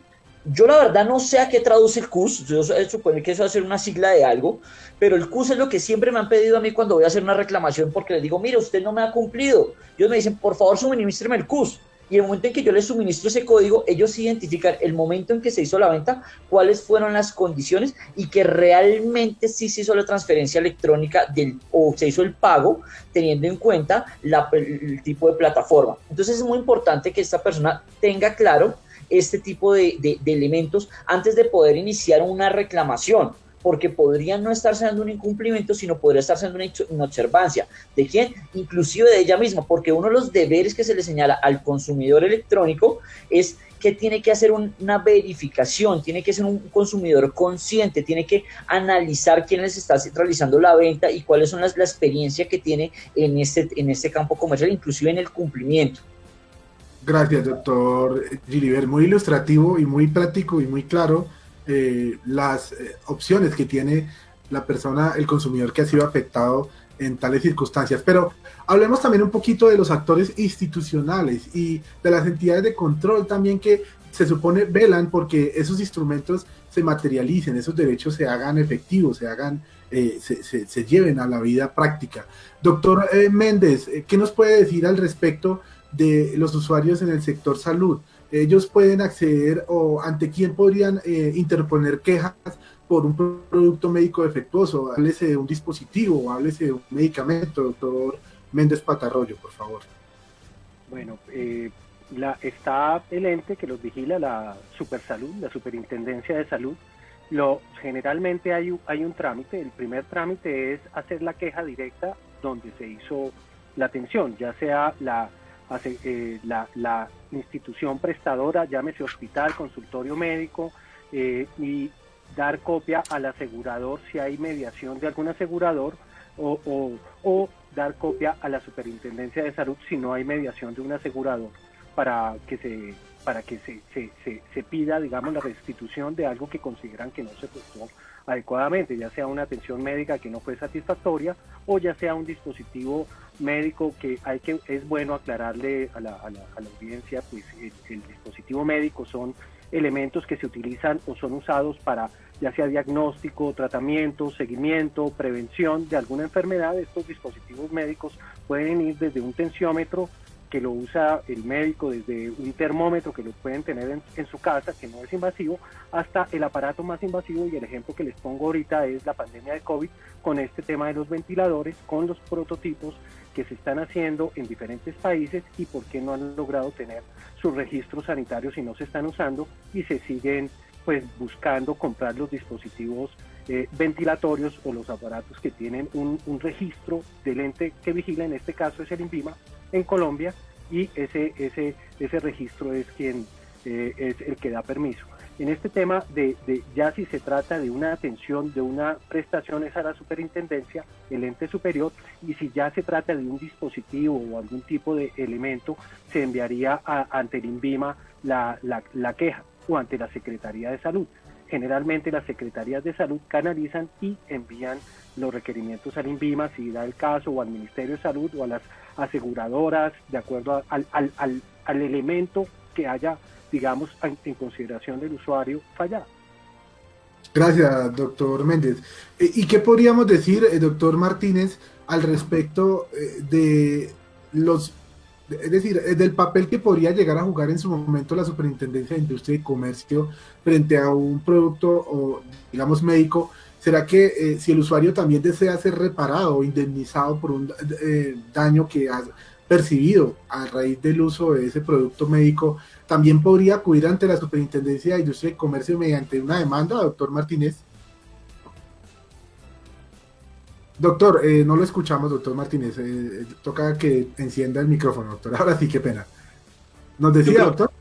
Sí, hay que partir de un punto importante, y es lo que las normas procesales le permiten a la superintendencia conocer. La Superintendencia de Industria y Comercio en Colombia, como autoridad administrativa de inspección, vigilancia y control, pues tiene unas funciones asignadas que son regladas. Dentro de esas funciones, la superintendencia puede llegar a conocer de unas denuncias cuyo propósito no es otro que la protección del interés general. Luego, la vía administrativa, esa denuncia, esa queja que pone el usuario para que se investigue alguna circunstancia particular, pues no tendrá como propósito su reparación exclusiva, pero sí que se adopten ciertas medidas para que se pueda sanear la circunstancia en el mercado. Sin embargo, el artículo 24 del Código General del Proceso vino a reafirmar algo que ya ocurría en el derecho, y es la reglamentación de ese artículo 116 de la Constitución Política, en la que se permite que ciertas instituciones de la rama ejecutiva puedan llegar a administrar justicia. Y el artículo 24 del Código General del Proceso, que además está muy en consonancia con lo dicho en la 1480, pues le permite a la Superintendencia de Industria y Comercio solamente conocer un tipo de acción en materia de protección al consumidor, la acción de protección al consumidor.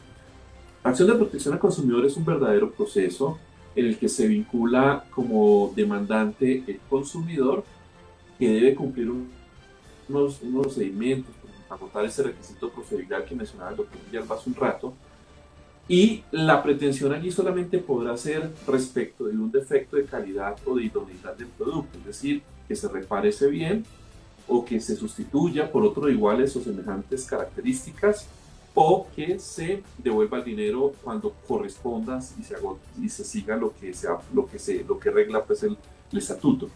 Sin embargo, la pregunta que usted que puntualmente nos plantea, pues no estaríamos justamente en el ámbito de una competencia asignada a la Superintendencia de Industria y Comercio.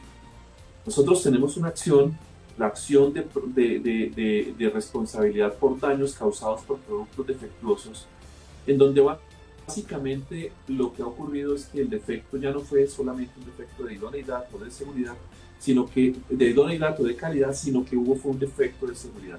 Un defecto que afectó la integridad personal o patrimonial de ese consumidor, y por tanto entonces lo que procede es una vía procesal diferente. Iniciar una acción ante el juez, ante la justicia tradicional, que pues no quiero poner un catálogo allí, pero ir al juez habitual, al juez que resulte competente con ocasión de las definiciones de las normas procesales, para conocer de esa acción de responsabilidad por daños causados por productos defectuosos. Luego, quiero decir aquí, insistir, la superintendencia tiene una capacidad respecto a la protección al consumidor en materia jurisdiccional limitada a la acción de protección al consumidor. Gracias, doctor Juan Carlos Martínez. Vamos a ir a una pequeña pausa y vamos a seguir dándole desarrollo a las preguntas, a las inquietudes y a los comentarios que nos envían nuestros amables seguidores. Les recordamos que nos pueden escribir al correo electrónico consultoriojurídico.virtual@unimilitar.edu.co y a través de Twitter por la cuenta Tu Consultorio Jurídico Radial. Estamos transmitiendo desde el Consultorio Jurídico Radial de la Universidad Militar Nueva Granada. Vamos a unos mensajes y ya regresamos. Hola, soy Gonzalo Guerra y te doy las siguientes recomendaciones. Lávate las manos frecuentemente con agua y jabón o usar alcohol en gel. Al toser o estornudar, cubre tu boca o nariz con pañuelo desechable o con el antebrazo. Evita acercarte a personas con infecciones respiratorias. Si estás enfermo, no compartas platos, vasos, ropa u otros objetos de casa. Limpia y desinfecta las superficies que toques con frecuencia y sobre todo, no te automediques. Una campaña de la Universidad Militar Nueva Granada.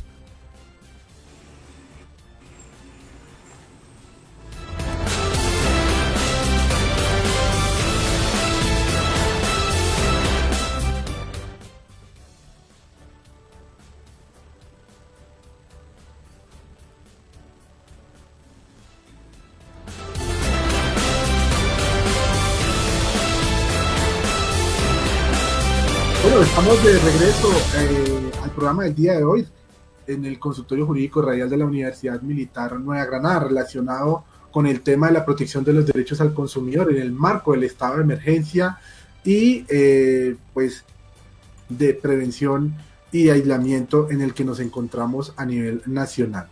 Estábamos hablando del producto defectuoso, las consecuencias que puede conllevar en el ámbito patrimonial. Pero hablando del ámbito patrimonial, en derecho también se habla del ámbito patrimonial material e inmaterial. Y dentro del inmaterial también podemos encontrar los perjuicios en el ámbito de la salud de los pacientes, de los consumidores, no solamente por productos médicos, sino que también, por ejemplo, un consumidor que ingiere una leche o un producto de la canasta familiar, puede ser algo de consumo y le genera algún daño, pues también tiene consecuencias en su salud. Doctor Méndez, por favor indíquenos qué efectos puede tener sobre la salud de un paciente, digamos, la utilización, por ejemplo, de dispositivos médicos defectuosos o elementos defectuosos sobre el cuerpo del ser humano. ¿Qué podemos decir frente a eso, doctor Méndez? Bueno, Rosenberg, es una pregunta muy amplia. Como dije, hay dispositivos médicos y hay medicamentos que pueden producir daños, ya sean físicos, químicos o de algún tipo. Pueden haber efectos secundarios. Vámonos a un ejemplo muy frecuente, y digamos la ventilación mecánica. si utilizamos un equipo de ventilación mecánica y por alguna razón falla el equipo, porque no tiene no está adecuado, hace una presión inadecuada, podemos generar un trauma en el pulmón y romper algunas estructuras allí por barotrauma, por presión. Y esto puede generar pues complicaciones adicionales, que requiera el paciente una intubación, ponerle un tubo de tórax porque se llenó de aire la cavidad torácica y se expandió, o puede requerir alguna otra intervención. Un marcapasos que esté defectuoso, puede el paciente llegar hasta fallecer porque falló alguna sincronización, porque de pronto la pila que se tenía ya sea por fabricación, por seguimiento, o porque el paciente se le dijo que volviera en tanto tiempo porque la pila tenía una autonomía de 3 años y el paciente no siguió viniendo, se confió y el marcapasos después de los 3 años falló y falleció. Entonces hay digamos, yo los podría dividir como directamente producidos por el medicamento dentro de un evento adverso que puede ser esperable, otro que es debido a un inadecuado seguimiento porque el paciente no sigue las instrucciones, que igual es un evento adverso, pero tiene allí, digamos, una connotación de falla en el autocuidado por parte del paciente. Entonces el espectro es supremamente alto. Si vamos a un efecto secundario de un medicamento, si tú tomas un acetaminofén, la gran mayoría puede caerle bien, a una persona puede generarle una toxicidad hepática o inflamarle el hígado. Entonces en la medicina siempre tenemos los efectos deseados y los efectos no deseados o secundarios que se pueden presentar a pesar de utilizar adecuadamente los elementos, los tratamientos, pero se presenta una situación que puede ocurrir y generalmente ocurre en el rango de seguridad que es aceptable, y el ente rector, que es el INVIMA en nuestro caso, ha evaluado el dispositivo del medicamento y dice es superior los beneficios a los posibles riesgos. Y generalmente cuando ya sea un medicamento o un dispositivo médico es presentado ante el INVIMA, saca su registro sanitario, tiene que tener una ruta de vigilar ese dispositivo o ese medicamento, de cómo va a ser la seguridad del seguimiento y cómo va a ir reportando los efectos secundarios que se presentan, diferentes a los que se presentaron en los periodos de estudio, que hablamos de periodos clínicos y preclínicos. Esto es una pregunta bastante extensa, Rosendo. Claro, doctor Méndez, qué pena, digamos, el ámbito tan amplio, pero aterricemos algunos conceptos.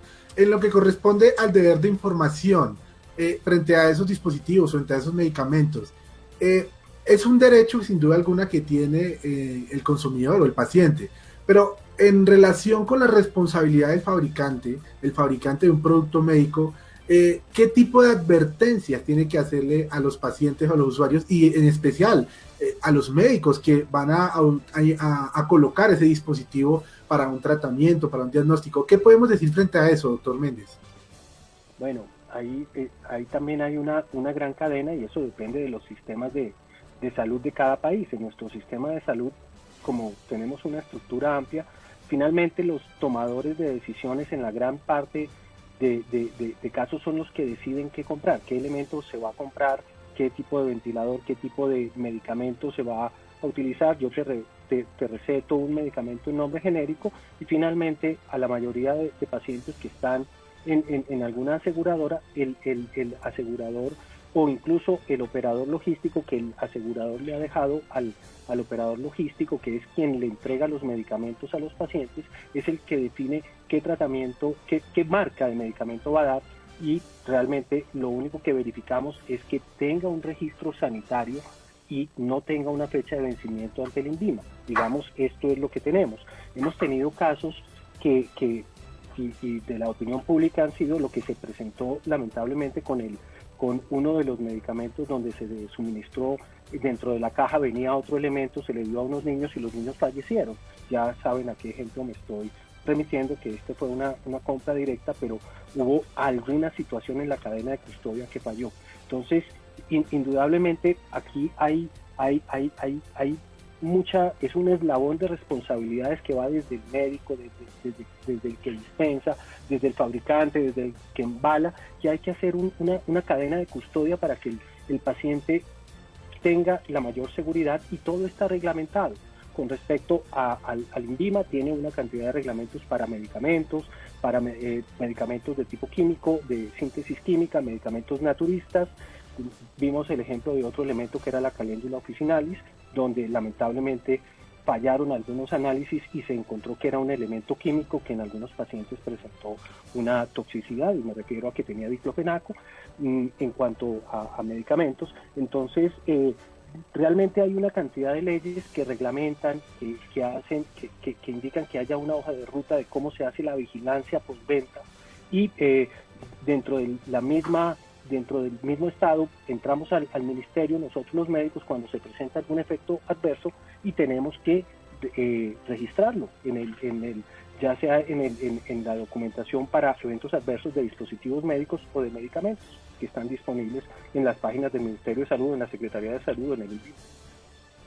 Gracias, doctor Méndez. Importantes sus precisiones.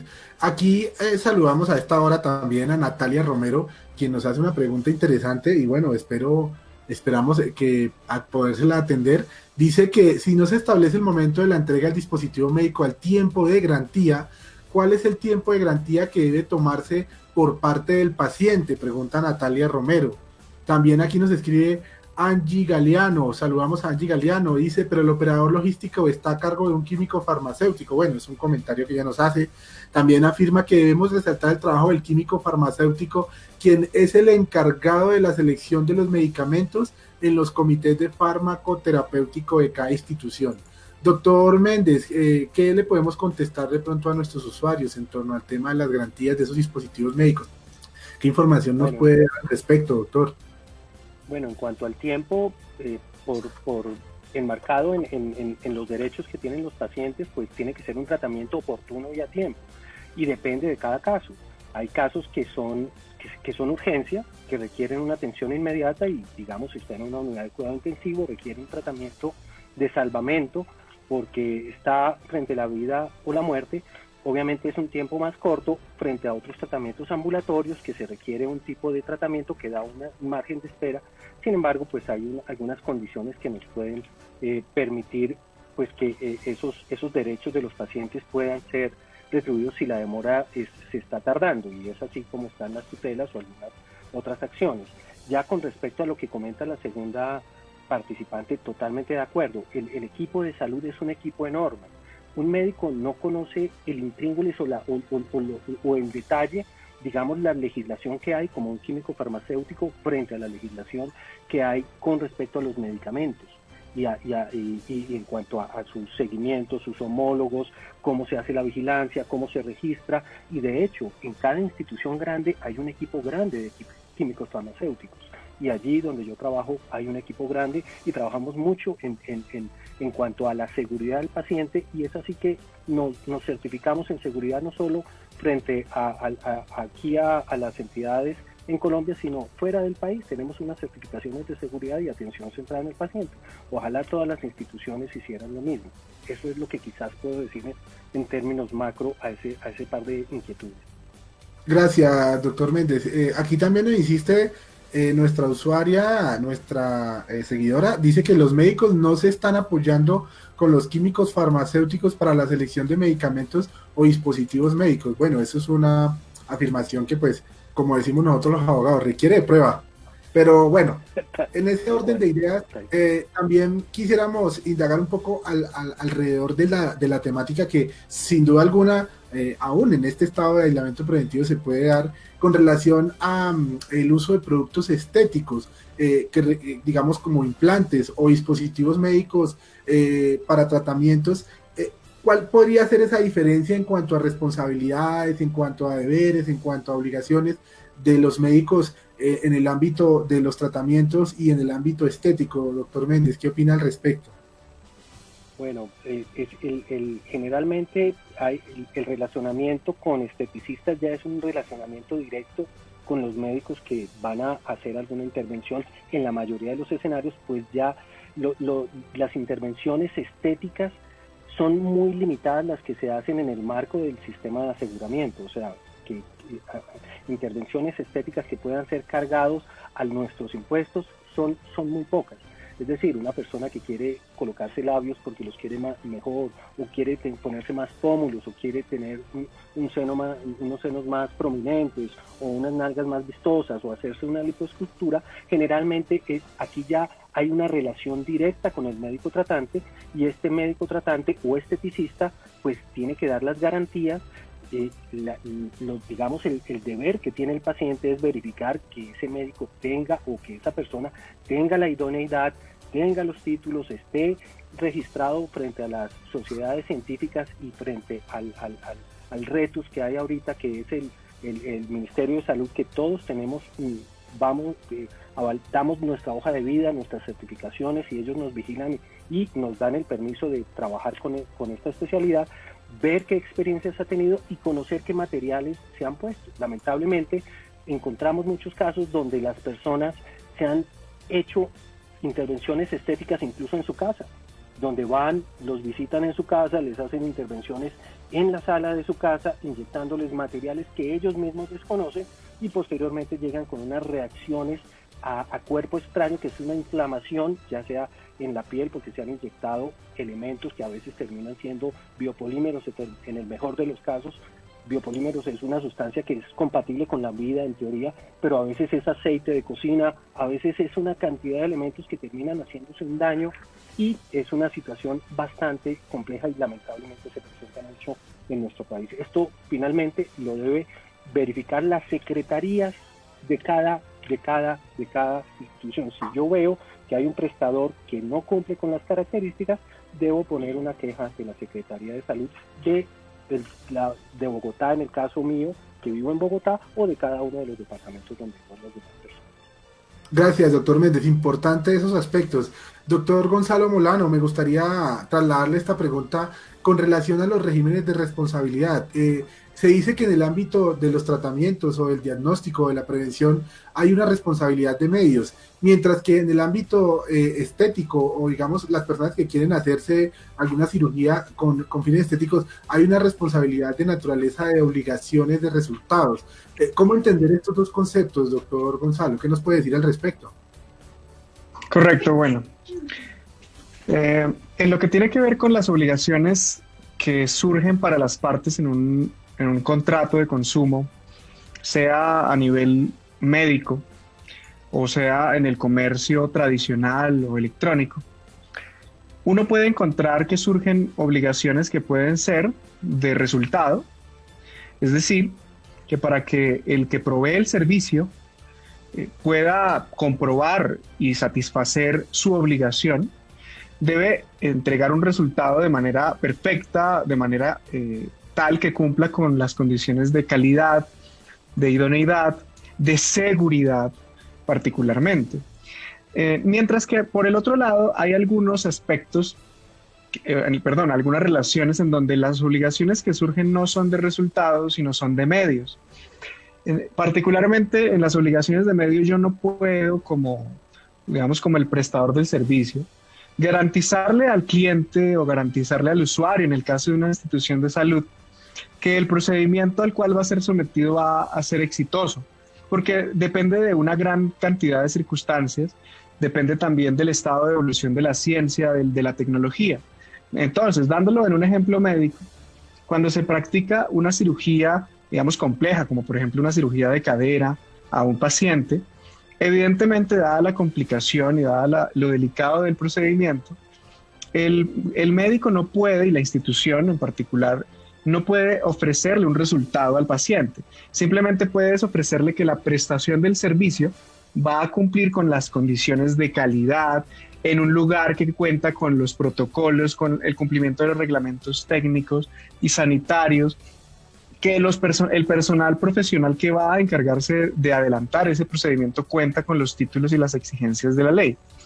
Por el otro lado, en el caso de operaciones o cirugías, como por ejemplo una cirugía estética, es muy común, y en la mayoría de los eventos de las cirugías estéticas, principalmente, digamos, como las que refería el doctor Méndez, pues allí sí tenemos una obligación que puede ser en la mayoría de los casos una obligación de resultado. Entonces va más allá de ofrecer unas condiciones que obviamente también tiene que garantizar unas condiciones de salubridad, de las instalaciones, de la idoneidad de los profesionales que prestan el servicio, pero también están en la obligación de garantizar el resultado. Pero obviamente para que el resultado se pueda garantizar hay que también partir de que el consumidor o usuario tiene unas obligaciones y tiene unas responsabilidades que obviamente están ligadas a la complejidad del procedimiento. Entonces, el cuidado también del consumidor es fundamental. Entonces, no solamente el resultado tiene que garantizarse por la institución o por el médico, sino que también depende en muchas ocasiones, aunque el resultado fue óptimo o el procedimiento fue apropiado, si el paciente no cumple con su responsabilidad, puede que el resultado no sea el deseado. Ok, perfecto. Gracias, doctor Gonzalo. Vamos a concluir entonces el programa del día de hoy con una última pregunta ya para el doctor Juan Carlos y el doctor Martínez y el doctor Villalba con respecto al régimen de responsabilidad. Les voy a pedir el favor amablemente, ya como nos quedan unos escasos minutos, ser muy breves en las respuestas, pero ¿qué le podemos decir a esos usuarios que han sido víctimas de un perjuicio producto de un producto o de un bien o un servicio defectuoso en el evento en que ellos tengan una pretensión patrimonial? Doctor Martínez, concretamente, ¿ante quién puede acudir? ¿Qué puede hacer entonces el usuario? ¿Y qué mecanismos entonces dispone la ley, doctor Martínez? Bueno, muy bien. El Estatuto del Consumidor habla justamente de acudir. Habría que preguntarnos qué es una pretensión patrimonial, pero acudir a la justicia ordinaria ante un juez competente para que allí sea, y evidentemente allí en este caso es necesario designar un abogado que le represente. Hay un derecho a postulación en donde el consumidor que ha sufrido una afectación a su integridad física, a su integridad patrimonial, para que con ocasión de esa acción de protección, de esa acción de responsabilidad por daños causados por productos defectuosos, pueda llegar a intentar allí demostrar cuál es la magnitud de ese daño y que ese juez ordene la compensación siempre que corresponda. Recuerden que es pertinente recordar, por ejemplo, que el daño en Colombia se repara en la medida, el daño cierto, solamente el daño y nada más que el daño. Luego, no estamos ante un sistema de daños punitivos, sino que yo tengo como afectado por ese producto defectuoso la obligación, la carga de probar cuál es la magnitud de mi daño. Bien sea un daño patrimonial, bien sea un daño extrapatrimonial. Vamos a hablar entonces de esos daños que pueden llegar que evidentemente tienen una relación directa con la cuantificación monetaria, pero también esos daños morales u otras tipologías de daño que el derecho de la responsabilidad general ha aceptado. Luego, esta es la invitación, a buscar un abogado cuando se vea afectado en su integridad física o patrimonial para iniciar esta acción ante los jueces ordinarios. Gracias, doctor Martínez. Doctor Villalba, ¿algún comentario con relación al régimen de responsabilidad civil que existe en Colombia y con respecto a los productos que han generado algún perjuicio a los consumidores? Doctor Villalba, si quiere encienda el micrófono que no le estamos escuchando. Qué pena. Sí, doctor Rosenberg. Y quiero complementar lo que muy bien manifestó el doctor Juan Carlos Martínez, y es que este es un régimen de responsabilidad objetiva, y que si bien es cierto el consumidor tiene que probar solo el daño y el nexo causal a través de su abogado, eso no necesariamente es fácil en la práctica, ¿no? Es decir, en Colombia hay 2 antecedentes de sentencias ante la Corte Suprema y sentencias ante digamos, primera o segunda instancia, en que lo que ha fallado es el nexo de causalidad. Es decir, no necesariamente es fácil para probar para un consumidor ese vínculo entre el hecho generador del daño y el daño sufrido mismo, y ahí digamos que viene algo que sigue siendo supremamente complejo para el abogado del consumidor. Entonces, ahora también en temas de responsabilidad por medicamentos y dispositivos médicos defectuosos, ¿no? Dígame que fue el medicamento que le aplicaron y no otro, porque si usted es una persona polimedicada, dígame que fue esa sustancia y no otra la que le generó el daño que usted me está alegando, ¿no?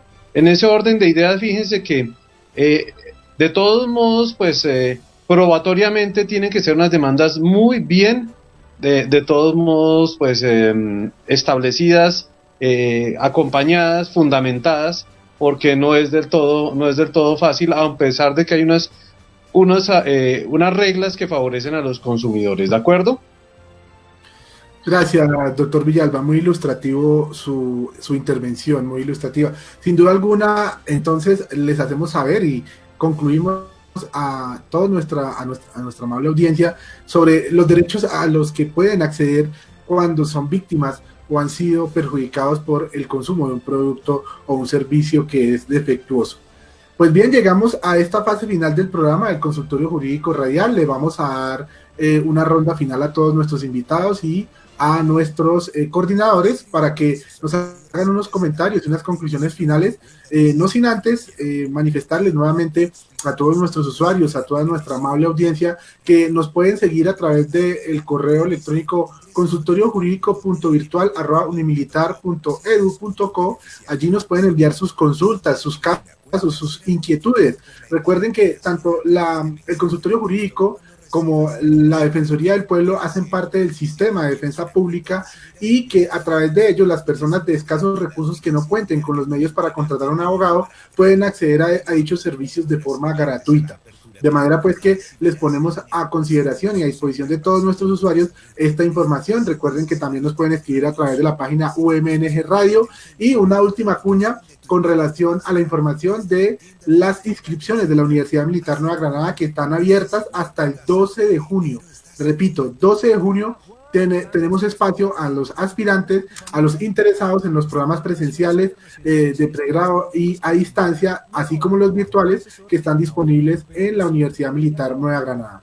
Bueno, entonces le doy el uso de la palabra al doctor Méndez. ¿Qué conclusiones o qué comentarios finales, doctor, nos quisiera compartir ya para cerrar este programa, doctor Méndez? Bueno, aquí digamos a resaltar lo que hablábamos, los derechos de los pacientes enmarcados en el escenario en donde estén parados, ya sea en una atención directa o indirecta por digamos en el sentido, sea un médico, sea cualquier prestador, o que sea intermediado por una aseguradora o no, tienen diferentes digamos entes para hacer valer digamos sus derechos si los ven inadecuadamente pues o que está en peligro. Finalmente, todas las atenciones, como muy bien lo dijo el doctor Molano, buscan ser efectivas pero seguras, y como lo decía, en muchas de nuestras actuaciones hay una responsabilidad de medios, lo que significa es que nosotros seguimos lo que dice la evidencia médica, lo que dice la Lex Artis, lo que conocemos hasta este momento, y debemos reconocernos limitados en este momento, pues no conocemos todo de todas las enfermedades, y hay momentos en que los pacientes pueden tener reacciones inesperadas sin una explicación adecuada. Lo que es claro es que sea el personal idóneo, siempre asegúrense que el médico sea un médico que esté registrado, que tenga su entrenamiento adecuado, sus títulos adecuados, que los tratamientos que le ofrezcan no estén vencidos, tengan un registro sanitario, verifiquen lo que hay en el interior que coincida con lo que dice en el exterior, miren la fecha de expedición y la fecha de expiración.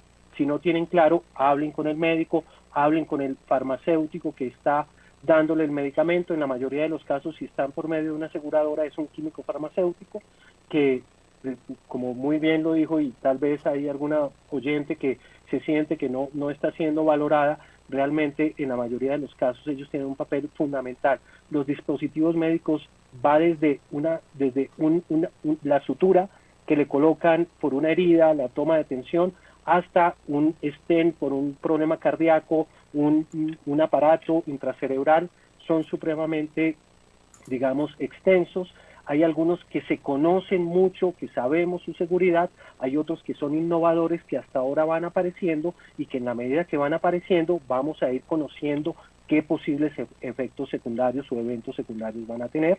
Obviamente está el papá, la Superintendencia de Salud, que vigila que este derecho fundamental que tenemos todos, que ya ha sido reconocido por la ley estatutaria, que es el derecho a la salud, pueda ser brindados. Yo también soy paciente y yo tengo que tener una adecuada salud y conocer todo esto que enmarca, conocer los alcances que tiene el INVIMA, conocer los alcances que tiene el Ministerio y sus entes que lo apoyan, la cuenta de alto costo que mira todos estos elementos de alto costo para el sistema y vigila, el Instituto de Evaluaciones Tecnológicas en Salud que mira cada uno de los elementos o dispositivos nuevos para ver si pueden ser cubiertos o no por los regímenes de salud que tenemos. Es básicamente como un esbozo muy global que tenemos. Muchas gracias, doctor Paul Méndez, muy importantes sus comentarios y sus conclusiones. Doctor Villalba, sus conclusiones y comentarios finales. Doctor Villalba. Gracias, doctor Rosenberg. Pues, como conclusiones y comentarios, bueno, yo primero quiero agradecer a ustedes la invitación al consultorio jurídico, a sus directivos, a nuestra decana, al doctor Giancarlo Mejía, y a ustedes por este espacio tan, digamos que tan valioso que han creado. Y bueno, unos comentarios, unas conclusiones, pues digamos que lo primero es que si bien es cierto, Colombia ha avanzado mucho en temas de protección al consumidor, en lo normativo, o en la práctica, digamos que en el accionar de las autoridades, también digamos que es importante tener en cuenta que nos queda un camino por recorrer y tiene que ver también con que muchos actores sociales se involucren en este régimen de la protección al consumidor. Porque estamos hasta ahora comenzando con este tema. Entonces, las personas tienen que ser más activas en utilizarlo, en reclamar ante las autoridades. No siempre es fácil porque a veces son mínimas cuantías y las personas le juegan al deje así. Y que poco a poco se vayan apropiando de esos conceptos de garantía, de responsabilidad, de seguridad, que sepan que pueden exigir y que tienen derecho a exigir en las relaciones de consumo, ¿de acuerdo?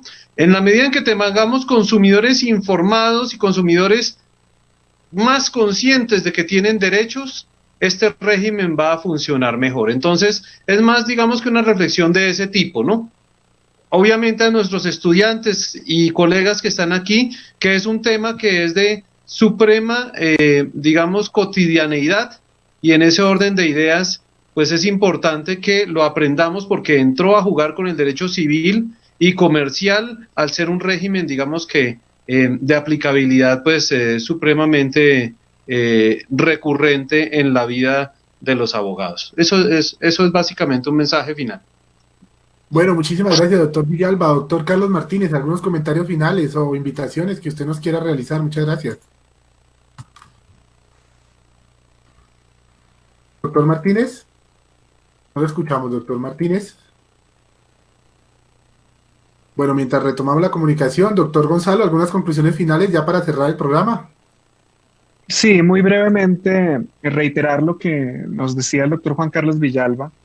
Es fundamental que el consumidor sea un consumidor que se eduque, que se informe y obviamente que las instituciones colaboren en ello. Y esta invitación quiero extenderla es para el comercio electrónico. Que los consumidores aprendan a entender que es un espacio de oportunidad, un espacio de comercio muy amplio que ofrece muchas facilidades, pero también conlleva una gran cantidad de riesgos. Entonces, para evitar y disminuir esos riesgos, es importante que utilicen páginas confiables, que sean páginas recomendadas, que sean sitios web que ustedes puedan conocer a partir de los comentarios y recomendaciones de otros usuarios, de amigos y familiares. No es simplemente que usted entró a la red y buscó lo que quería y le dio comprar, no. Busque que la página sea segura, busque que el proveedor tenga comentarios positivos. El mercado tiene muchas favorabilidades en el tema electrónico y es una herramienta muy útil, pero hay que saber usarla y hay que tener todos los medios posibles para prevenir algún problema. Esa sería la invitación y lo dejamos allí por la escasez de tiempo que nos resta. Gracias, doctor Gonzalo. Doctor Martínez, lo escuchamos, doctor. Bueno, muchas gracias. Yo quería agradecer por la invitación nuevamente. Creo que es un espacio muy importante. Mis comentarios yo creo que estaban pensados en la misma dirección del profesor Juan Carlos Villalba y del profesor que me antecede.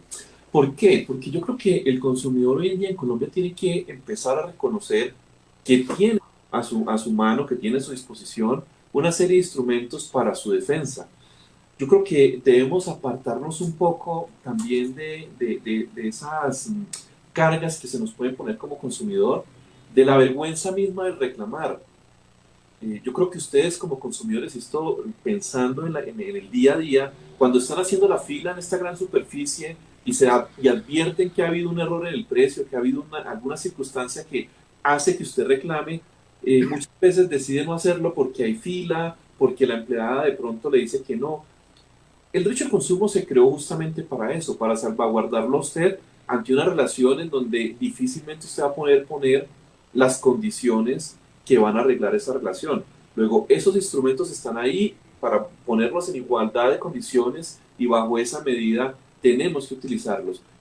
Hoy en día es muy fácil informarnos. Hoy en día Internet, las redes sociales, nos permite acceder a información valiosísima con ocasión de la protección del consumidor.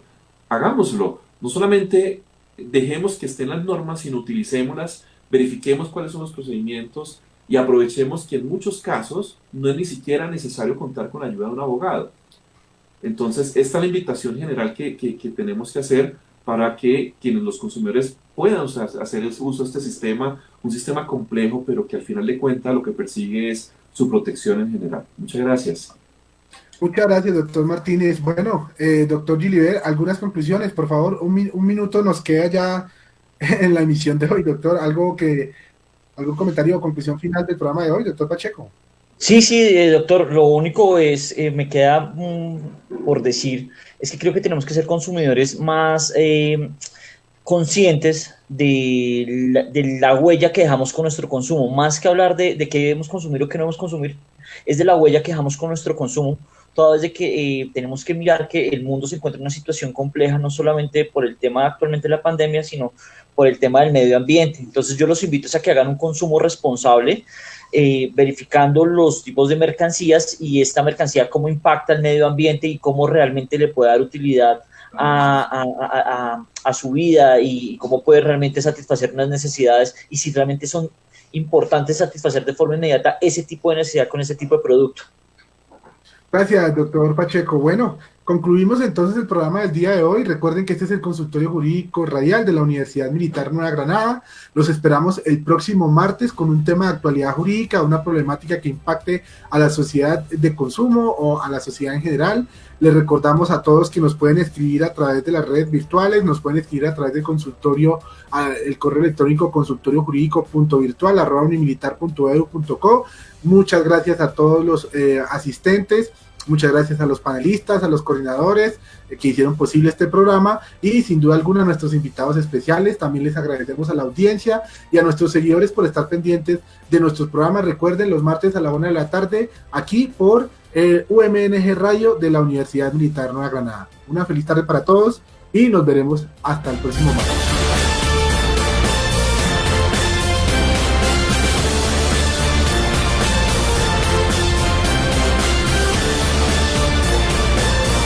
Bueno, ya salimos del programa. Doctor Martínez, muy amable. Muchas gracias por aceptar la invitación. De verdad que estamos muy contentos con su participación. Esperamos volver a invitar próximamente. Pues ya volvemos de la misma casa, ¿por qué no? Gracias, de verdad.